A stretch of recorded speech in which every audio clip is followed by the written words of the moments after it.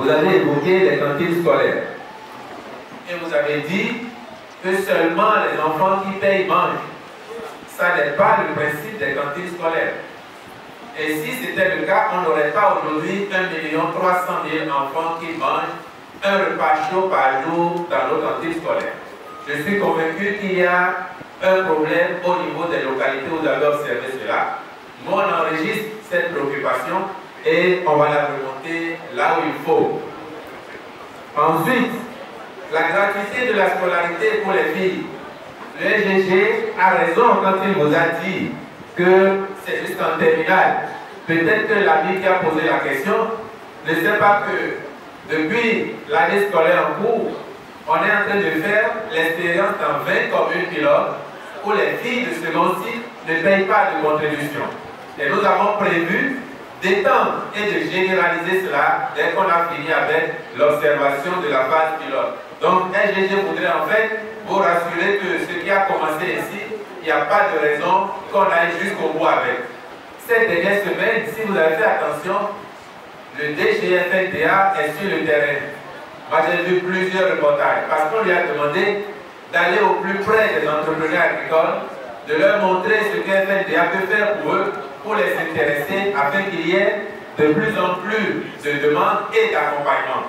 Donc, c'est une préoccupation qui est connue et la dynamique qui a commencé, elle va se poursuivre. Sur le stade de Nadi Tengou, n'est-ce pas?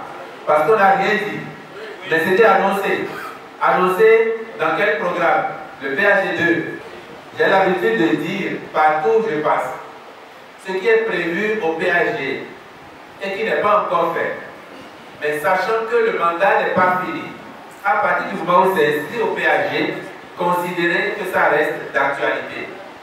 Donc, on travaille à mobiliser les ressources pour faire tout ce qui est prévu. Et comme nous sommes transparents, si à un moment ou à un autre, il faut faire des arbitrages, parce qu'on ne peut plus, à cause du temps, faire telle ou telle chose, on reviendra vous expliquer pourquoi ce n'est pas fait et comment ça va être fait. Dans tous les cas, il y a une certitude que nous devons avoir aujourd'hui.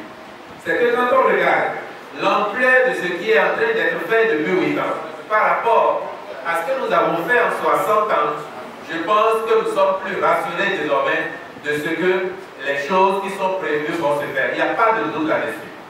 Et c'est pour cette raison que, s'agissant de l'asphaltage phase 2, je suis souvent un peu embêté quand les Nantais parlent de asphaltage en évoquant Djougou, parce qu'ils considèrent un peu que Djougou est illégitime à avoir asphaltage tant que Nadi Tengou n'a pas eu la phase 2 et peut-être la phase 3, la phase 4. Je comprends cela. Je comprends.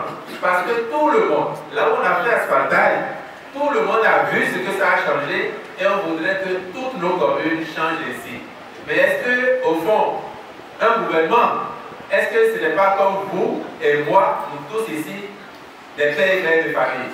Et quand on est père et mère de famille, les ressources qu'on apporte à la maison, on fait en sorte de donner un peu à tout le monde. Vrai ou faux?